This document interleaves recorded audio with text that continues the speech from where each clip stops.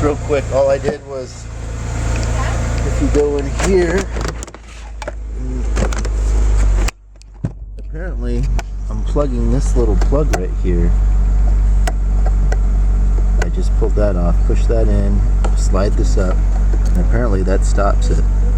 That's it.